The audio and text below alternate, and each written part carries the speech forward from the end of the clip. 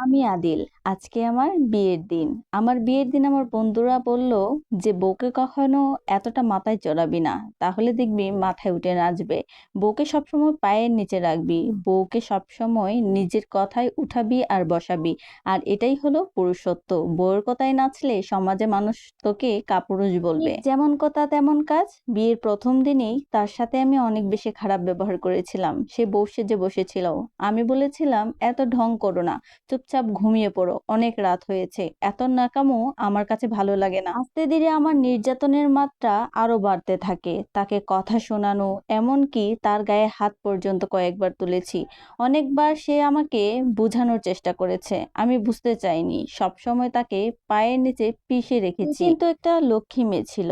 ঘরে যাই হোক না কেন কখনো কিন্তু কাউকে বলতো না, এমনকি তার বাবার বাড়ির লোকজনকেও এগুলো বলেনি। সে তার মন প্রাণ দিয়ে চেষ্টা করেছে আমার সংসারটা সুন্দরভাবে করার জন্য, আমাকে পরিবর্তন করার জন্য। কিন্তু আমি তো নাসুর বান্দা, আমি তো পরিবর্তন হব না। ওর কথা শুনে যদি নিজেকে পরিবর্তন করি তাহলে তো সমাজের লোক আমাকে বলবে কাপুরুষ, আমাকে বলবে আমি বউ পাগলা। হঠাৎ জানতে পারলাম মিতা প্রেগনেন্ট। ও, আমার বউয়ের নাম মিতা ছিল।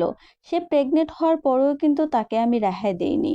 তারপরেও কিন্তু তার গায়ে সমানে হাত তুলতাম, অনেক মারধর করতাম।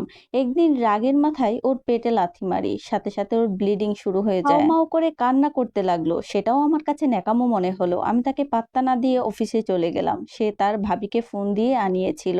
ভাবিকে নিয়ে ডাক্তার দেখানো সবকিছু করলো, কিন্তু তার বাবা মাকে পর্যন্ত সে জানালো না। তারপর তার ভাবি বলল, অনেক হয়েছে, আর না, ওর মতো অমানুষের সংসার করতে হবে না, তুমি ওকে তালাক দিয়ে দাও। ও এইবার কিন্তু মুখ ফিরিয়ে নিল, কারণ নিজের সন্তানকে হারানোর বেদনা কোনো মাই ভুলতে পারে না। বাসা থেকে ডিভোর্স লেটার আসলো। আমি অবাক হলাম না, একটা মেয়ে গেলে কত মেয়ে আসবে, এই কথা ভেবে আমিও সাইন করে দিয়েছি। আমার বন্ধুরা অনেকেই বিয়ে করেছে, তার মধ্যে একজন বন্ধু বিয়ে করেছে 2 বছর হয়ে গেল।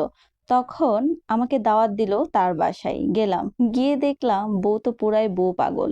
বউ যেমনটা বলছে স্বামী ঠিক তেমনটাই করছে। ওদের সুখী একটা পরিবার, একটা ফুটফুটে বাচ্চাও আছে, সুন্দর হাসি খুশি করে তাদের সময়গুলো কাটাচ্ছে। অথচ সেই বন্ধু আমাকে বলেছিল আমার বউকে যেন পায়ের জুতো করে রাখি। আজকে দিব্যি তারা সংসার করছে, অথচ আমি হলাম সংসার হারা। ভাবছেন বিয়ে করিনি, কিভাবে করব? ভালো কোনো ফ্যামিলি থেকে বিয়ে তো দিবে না।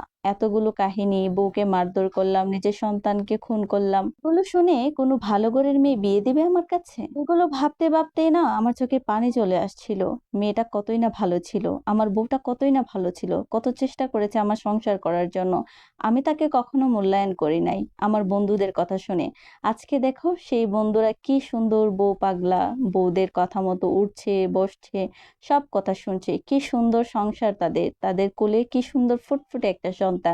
হয়তোবা আমারও এমন একটা সংসার হতো, আমারও ফুটফুটে একটা বাচ্চা হতো। আমাদের সমাজটা এমনই, নিজেরা যেমনই হোক না কেন অন্যের সুখ শান্তি কেউ সহ্য করতে পারে না।